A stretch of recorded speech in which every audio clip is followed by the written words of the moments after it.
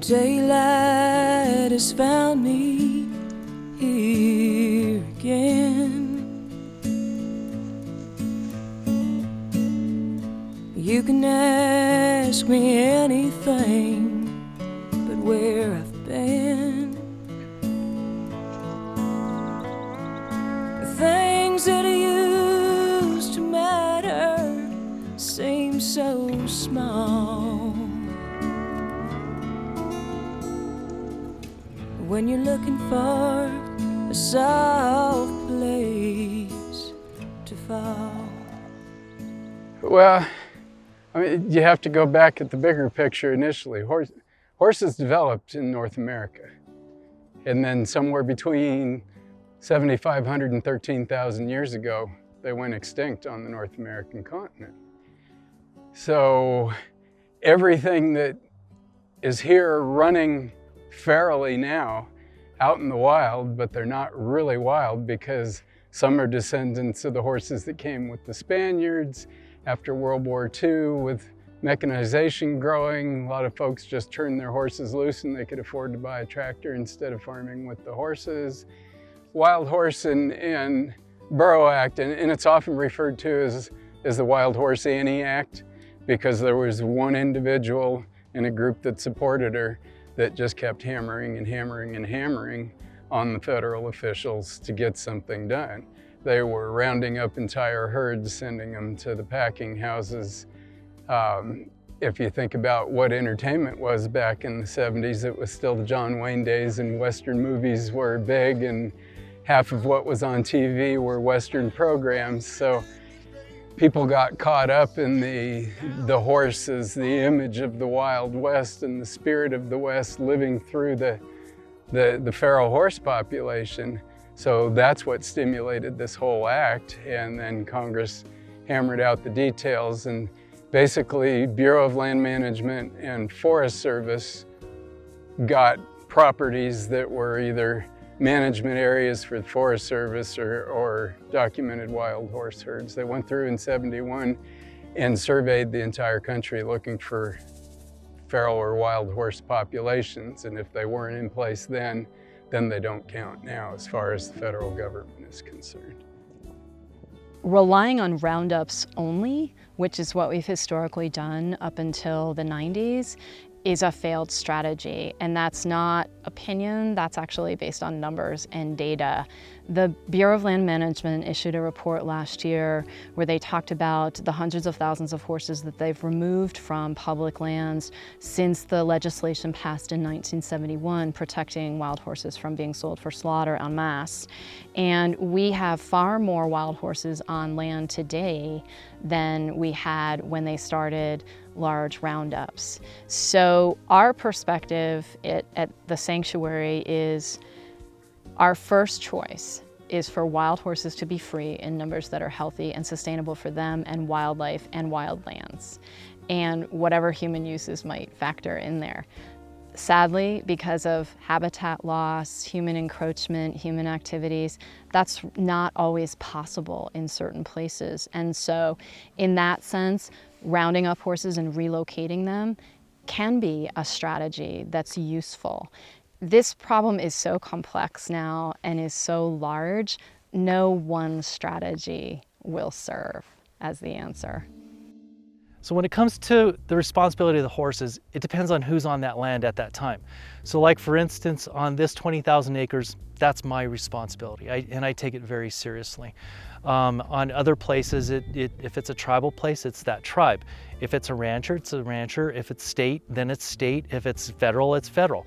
And amongst the federal agencies, state, tribal, everybody has their own responsibilities. Some of them overlap. Some of them are responsible for the rangeland. Some of them are responsible for the wildlife, but they all intersect. They're all eating the same grass. So when it comes down to it, whoever owns that land is responsible for that place and those horses. So our system totally does away with any roundups. We don't need to round up any animal. What it does is it brings the animal to us. Once the animal is in position, we send it a vaccine, we can implant an RFID chip, something that costs the government $1,000 per horse doesn't cost us that much, nowhere near that much. And so in that regard, it's much more cost effective, much more humane. The other approach is to hunt down horses with single shot rifles. And when they do that, they do try to identify that animal, but they do it with sketches, memories, or photographs. None of that is scientific and definitely can be a problem, whereas ours is all scientific. With the microchip, we know what horse is what, when it arrived, everything. We know its location, we even know its body temperature. We can give you a history of that animal. So in that regard, we know more about a horse in the middle of nowhere than somebody knows in their backyard. And we can do it far cheaper than they're currently spending. I think that what makes us unique is we've got a series of data collectors on the station, whether it's RFID, camera, or temperature sensors.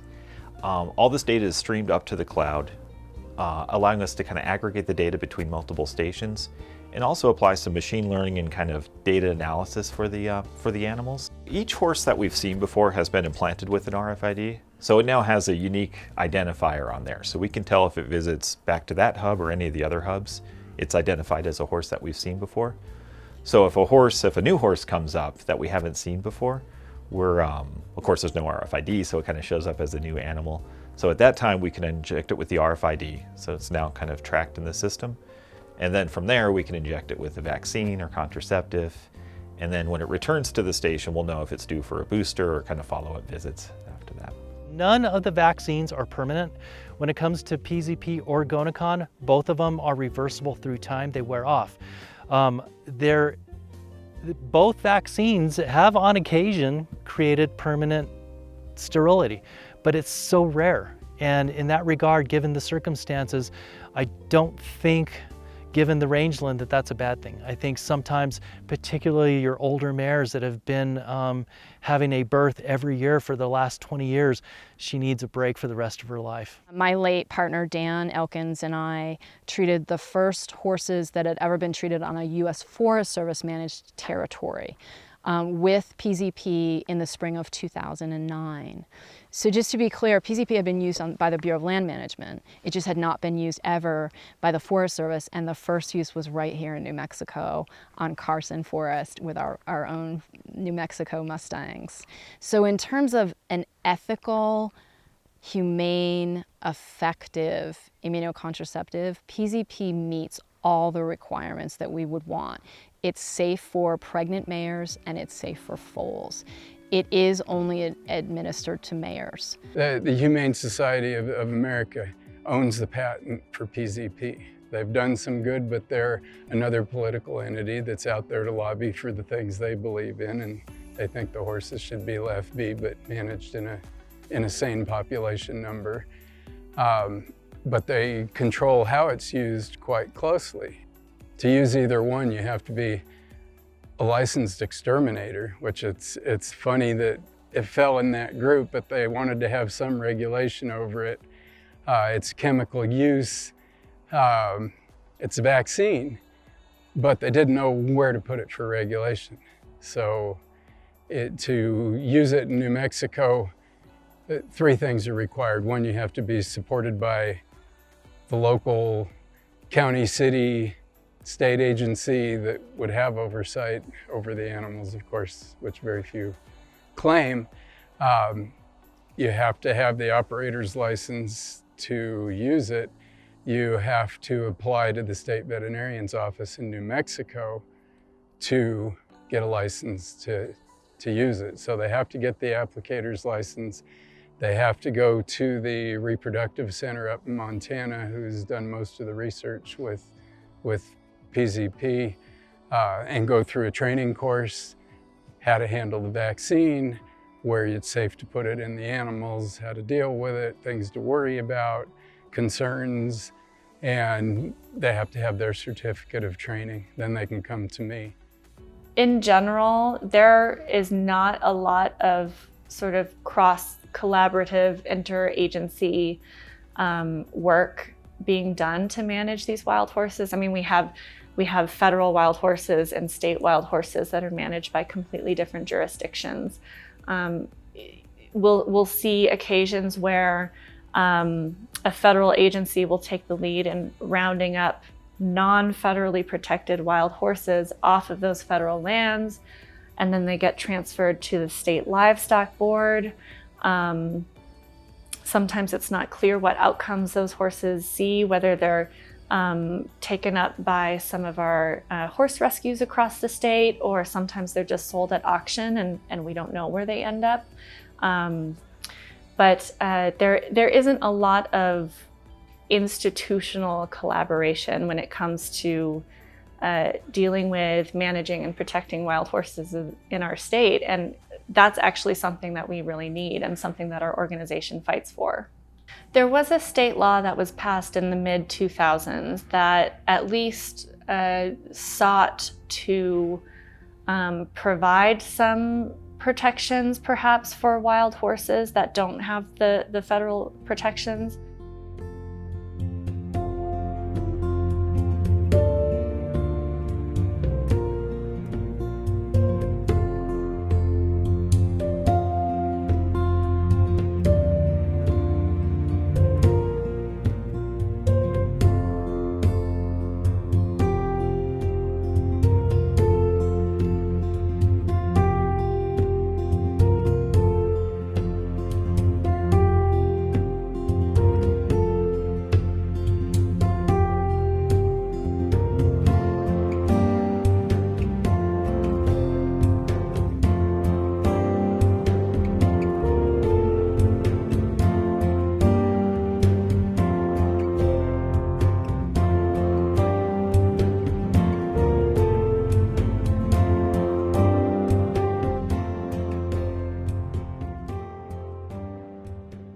Maybe it's set out to provide some procedures on how to manage capturing and relocating horses, for example. But what has become clear over the following years since that law has passed is that there are huge gaps and faults in that law that actually leave wild horses really at risk. And it's hampered a lot of humane, responsible management for these herds, which is really needed right now. You know, with the mega drought in our state, in the region, climate change, there's continuing to be development, all of these things putting stress on the land and on habitat, and that's impacting the wild horses, and the wild horses are impacting the land. So the best approach to handling the wild horse problem in New Mexico is the evidence-based approach. So we know from work that's happening here on the ground in our state, we know from the National Academy of Sciences that roundups and removals don't work. They don't work in the long term. They've been doing just that for years on BLM land in the West, and horse populations are still increasing exponentially. So what happens in a helicopter roundup is that horses are not, they don't run for nothing. They conserve their energy in case of predators coming. And so that helicopter feels like a huge predator to them, and they're run over all kinds of terrain. Before they do the roundup, they don't go and assess the health. They don't go and say, oh, now this one's old, this one's kind of got a limp, this one's this or that, you know, young, just born. Mares can come in and come in, leaving their baby they gave birth to on the run. It's really not the advocates versus the ranchers. It's our government keeping everybody fighting. All we have to do is change the problem statement, get rid of the conflict of interest. Of course, there's a man-made conflict of interest. Here, you can make a lot of money doing this. Make the commitment to adopt a wild horse or burro and receive up to $1,000. To be eligible, adopters must provide a good home for their animals and satisfy a small adoption fee of $25. And we spend so much money, the Farm Bill. We spend so much money, for instance, on ranchers, but we never use that Farm Bill for the horses. We've had so many stimulus things from Obama and now Trump and Biden, we've had so many stimulus things, everything corporate, something for the people, never anything for the horses. The farm bill is huge. And then even though it's billions, then there's an issue and the president says, whoever it may be at the time, whatever, I don't care, both parties are that way. Oh, let's give them another $5 billion. Oh, let's give them another $2 billion, $6 billion, here you go. And so it's just like money, endless money for anything for the meat industry, nothing for the wild horses. This used to belong to my grandfather, actually. It was part of a grant from the government to him, and it's remained in our family. It's been passed down through several generations. I've gotten feedback, and some of the feedback that I get is, well, why don't you run cows? You'll make more money running cattle. And that's not what it's about for me. What it's about for me is the sustainability in the land, giving animals the opportunity to live their lives. We share this with other wildlife. You know, we may be the caretakers, but you know, it should be a mutually beneficial relationship that we have with, be it, you know, cattle or wild animals or whatever the case may be. It's a hot emotional issue, no matter which side of the fence you sit on. The folks don't want any, on the protect every horse at all costs side, don't want anything to happen to any horse at any time. The folks on the other side, ranchers that have got land that the horses are encroaching on, they want the horses out because they're trying to make a living on raising cattle.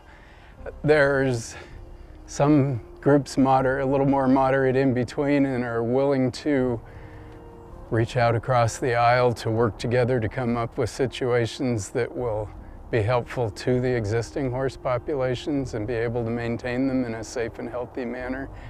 But not every population is the same, but I really believe that the hub, so to speak, could be a solution for managing wild horse populations. The biggest thing that gets in the way of getting vaccines to animals is humans. And without humans around, animals will do amazing things. And that's what we want to take advantage is getting the humans out of the way and allowing the animals to be themselves where they're at to get the vaccines to them. I also think there's a way that we can bring that next generation into the science, into the technology, into doing herd survey work and immunocontraception work, and really make a viable path that where they can have a livelihood that they want, and we can do good for the land and for wildlife. And the other piece to that we're really interested in the sanctuary is looking at how we conserve land, and not just conserve it, because that sometimes is exclusionary to traditional land users, and we're very respectful of that, and we live on a lot of stolen land here in New Mexico. So it's really about embracing that bigger picture, and there's no one answer, there's no one technique, there's no one perspective that will do that. It's how we will come together and look at the holistic picture and the bigger picture and work together or not that will determine their future, the future of wild horses. Taught me after all how to find a song.